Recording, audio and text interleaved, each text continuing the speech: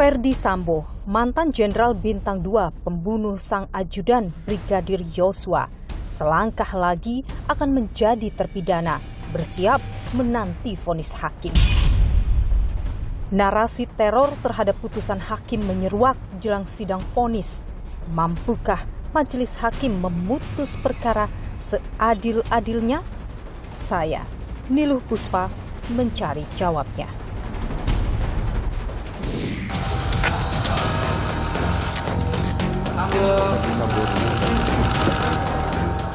Menjatuhkan pidana terhadap terdakwa seumur hidup. Menjatuhkan pidana terhadap terdakwa Putri Chandrawati dengan pidana penjara selama 8 tahun. Dengan pidana penjara selama 12 tahun dengan perintah agar terdakwa tetap ditahan.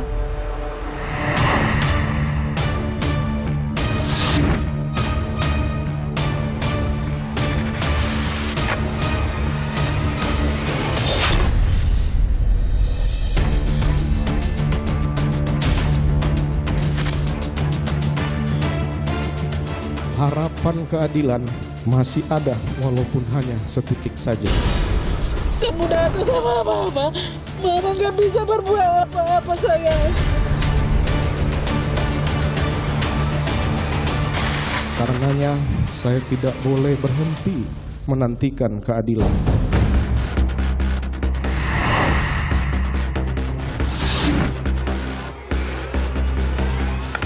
Tuntutan Ferdy Sambo seumur hidup sebagai otak pembunuhan, menurut Anda itu sudah layak? Kalau penuntut umum mengatakan tidak ada faktor-faktor yang meringankan, seharusnya dia menuntut maksimum. Kalau maksimum ya pidana mati. Artinya bisa saja vonis dari Ferdy Sambo ini berbeda dengan tuntutan jaksa, lebih rendah atau lebih tinggi kalau Anda lihat?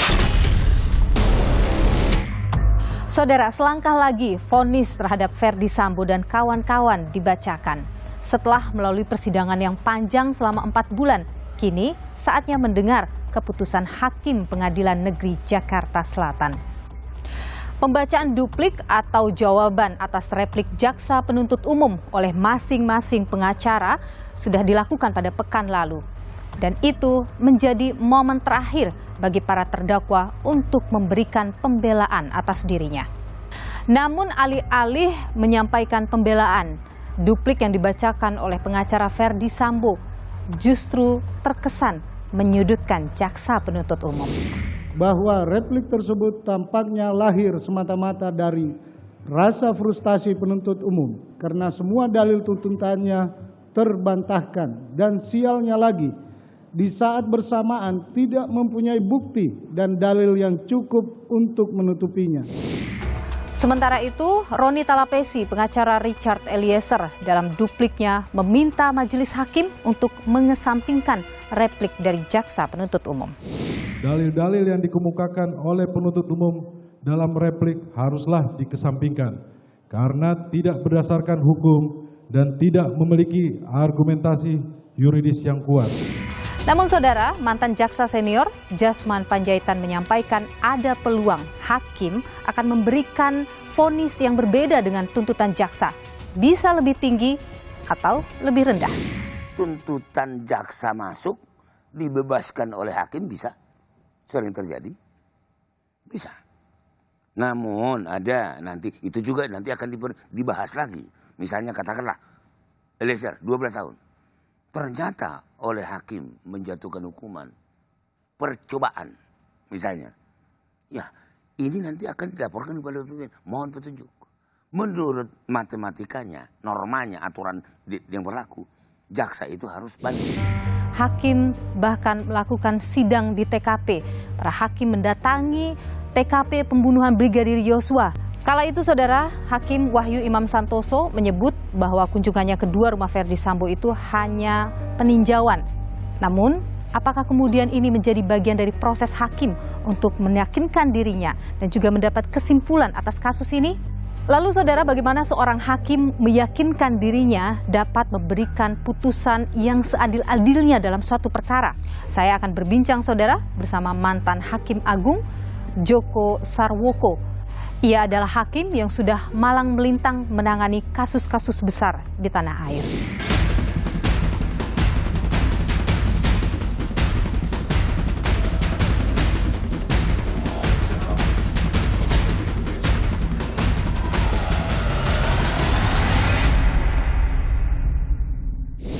Saudara, keputusan hakim dinanti-nanti publik mengharapkan hakim memberikan vonis yang seadil-adilnya kepada 5 terdakwa, Ferdi Sambo, Putri Chandrawati, Ricky Rizal Kuatma'ruf, dan juga Richard Eliezer.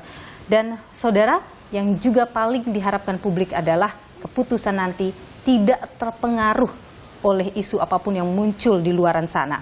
Bagaimana saudara, hakim meyakinkan dirinya untuk bisa memberikan keputusan yang adil dalam sebuah perkara? Saya sudah bersama dengan mantan Hakim Agung Joko Sarwoko. Pak Joko, terima kasih sudah bersama Niluh.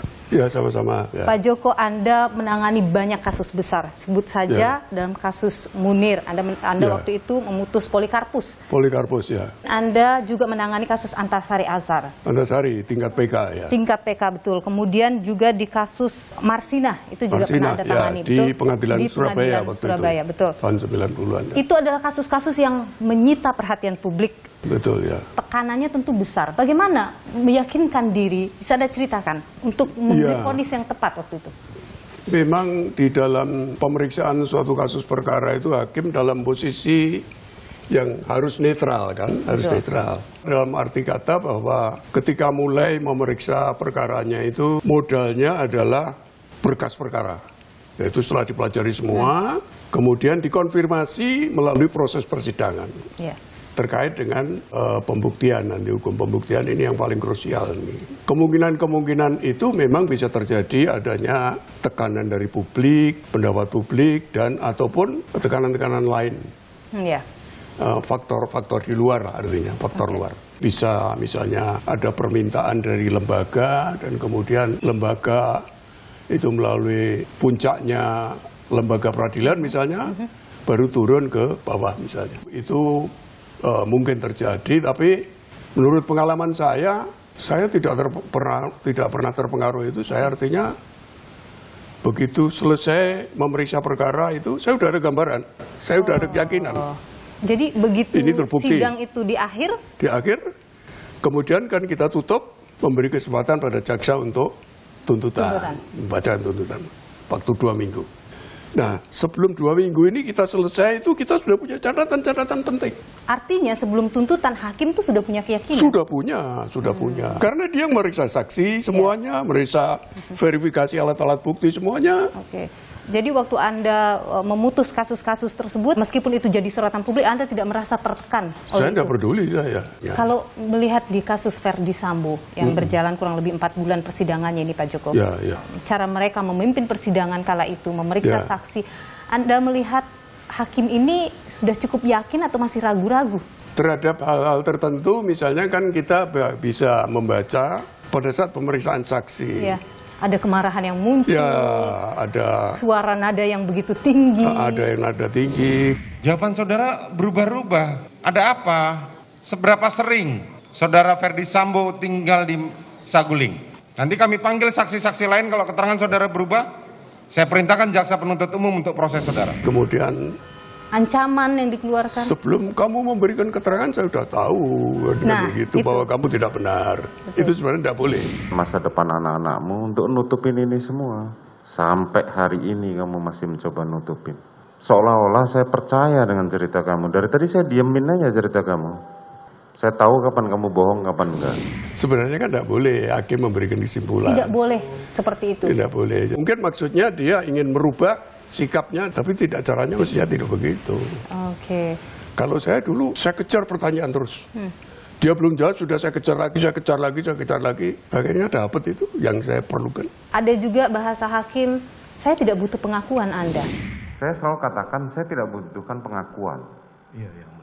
Tapi karena saudara di sini disumpah, tolong ceritakan apa adanya. Ya betul, kalau itu betul. Karena pengakuan terdakwa itu dalam alat bukti 184 KUHP tidak ada itu. Yang ada terakhir itu keterangan terdakwa. Artinya apa yang dikatakan oleh terdakwa, ada yang benar atau yang salah, tidak masalah, biarin aja. Tapi ketika hakim sampai mengeluarkan kalimat itu, artinya emosi dari seorang hakim. Emosi dan menurut saya ya jangan, itu tidak usah dikatakan. Hakim sampai melakukan sidang di tempat, datang ke TKP pembunuhan. Apakah itu menandakan ada rasa ragu dari hakim? Nah, itu untuk menambah keyakinan. Untuk menambah Ya, seperti ketika saya menangani kasus Marsina. Itu saya juga melakukan pemeriksaan setempat di mana rambut Marsina dan alat-alat bukti lain itu yang diperiksa DNA-nya itu ada di ruangan itu. Kita buat berita acara ini untuk menambah keyakinan hakim. Kalau Anda melihat kasus Ferdi Sambo ini cukup rumit? Sebenarnya tidak rumit, tapi terlalu berbelit-belit dan terlalu panjang perjalanannya. Terlalu itu panjang. bisa mengacaukan berita acara sidang segala. Seperti replik, duplik. Wah, itu jadi panjang misalnya. Duplik 1000 sekian halaman. Nah, ya itu. Jadi pengacara kalau membuat sampai ribuan halaman itu, ya kita maklum karena dia kan dibayar. Dibayarnya untuk itu. Ini semua kan walaupun setebal segini kan ada eksekutif summary-nya. Itu aja yang dipelajari intinya apa gitu. Ada replik-duplik, ini kan hanya untuk melengkapi aja. Karena hakim sebenarnya dengan menutup persidangan itu dia sudah punya kesimpulan secara global. Jadi ketika sudah ada tuntutan sampai nota pembelaan sampai replik, kemungkinan besar tidak akan mempengaruhi hakim. Mempengaruhi tapi dalam pertimbangan nanti. Kan nanti akan diadu antara tuntutan, kemudian ada pembelaan, kemudian replik jaksa, kemudian duplik. Penasihat hukum kan begitu. Tuntutan Ferdi Sambo seumur hidup sebagai otak pembunuhan, menurut Anda itu sudah layak? Dan menariknya tidak ada hal yang meringankan.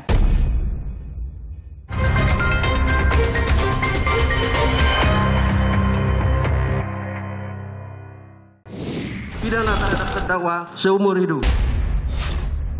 Harapan keadilan masih ada walaupun hanya setitik saja. Udah tuh sama mama nggak bisa berbuat apa-apa saya. Tuntutan Ferdi Sambo seumur hidup, menurut Anda itu sudah layak? Kalau maksimum ya pidana mati. Artinya bisa saja vonis dari Ferdi Sambo ini lebih rendah atau lebih tinggi?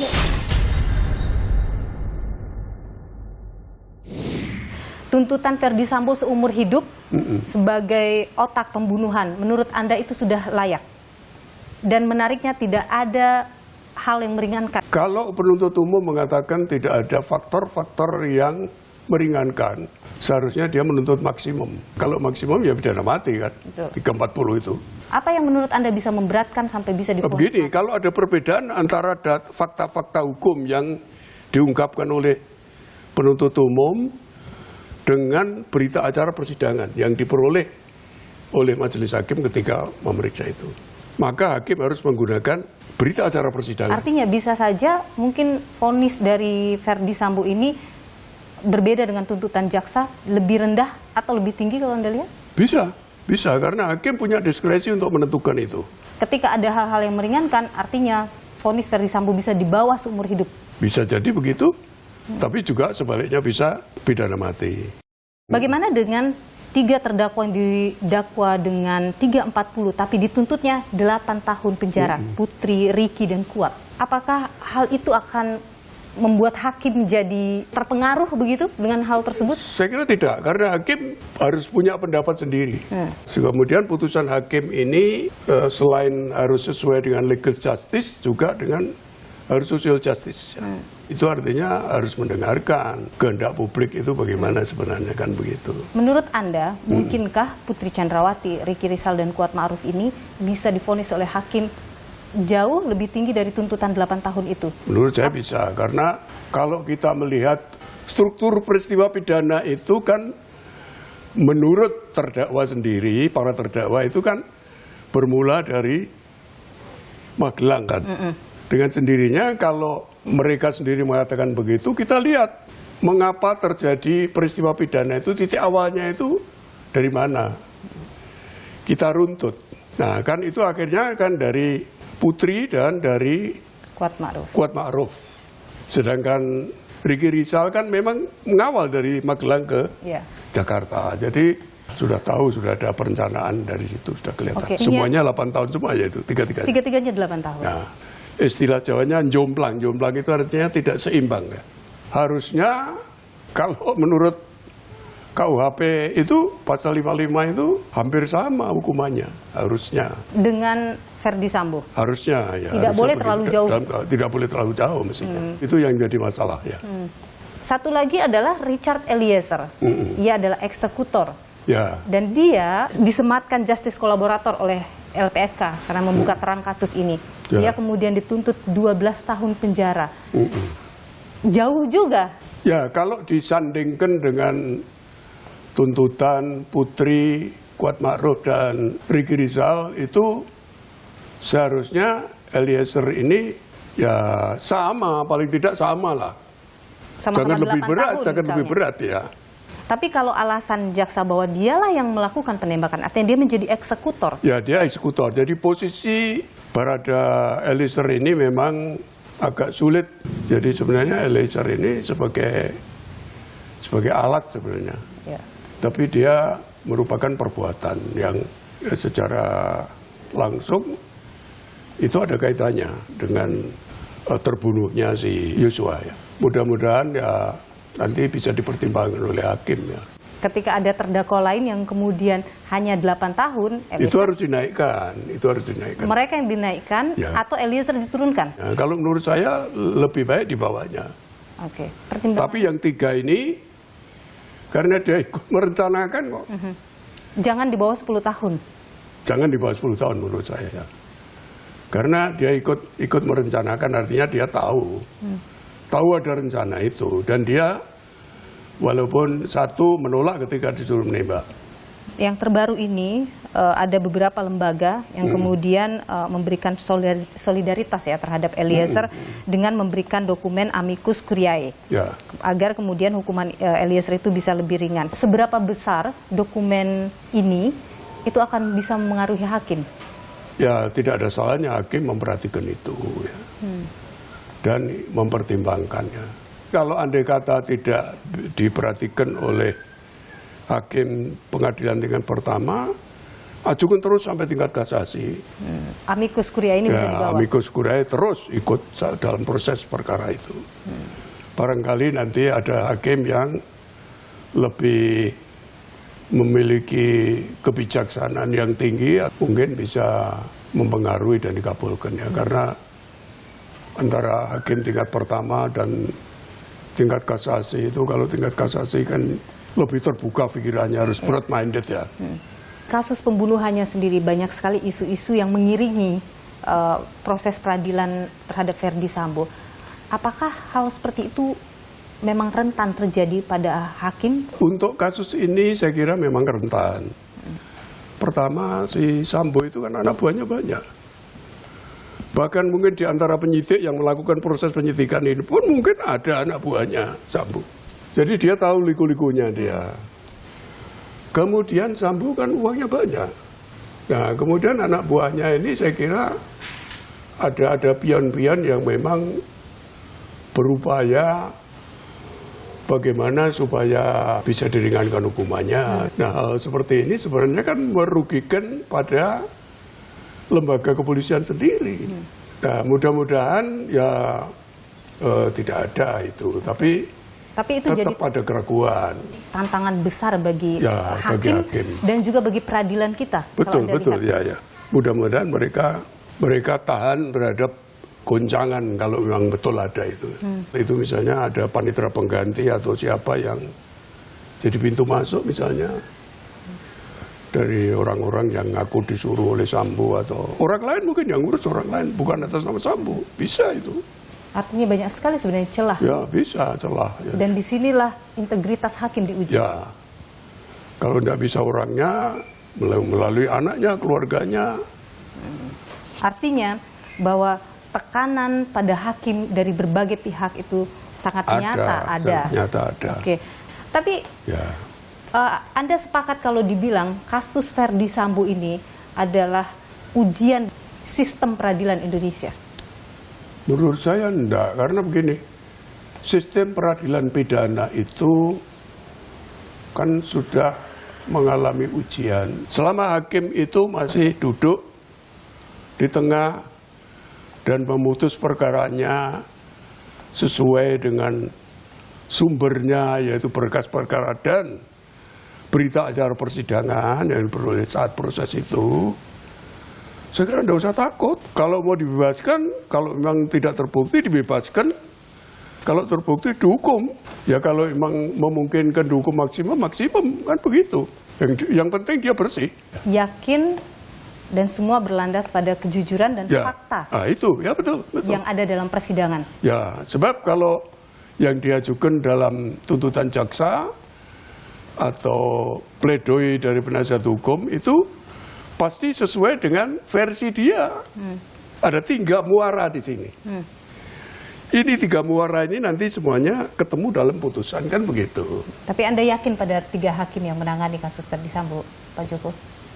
Saya kenal sama ketua majelisnya, yang 2 itu saya tidak begitu kenal mukanya. Kalau ketua majelisnya itu kan sudah 6 kali jadi ketua pengadilan. Tapi kita percayakan sekali lagi ya, bahwa hakim akan mengambil keputusan yang tepat dan seadil-adilnya dalam perkara ini. Seharusnya begitu ya. Baik. Ya. Pak Joko Sarwoko, terima kasih sudah bersama Niluh berbagi pandangan dan informasi. Sehat selalu Pak Joko. Ya, sama-sama. Ya, terima kasih.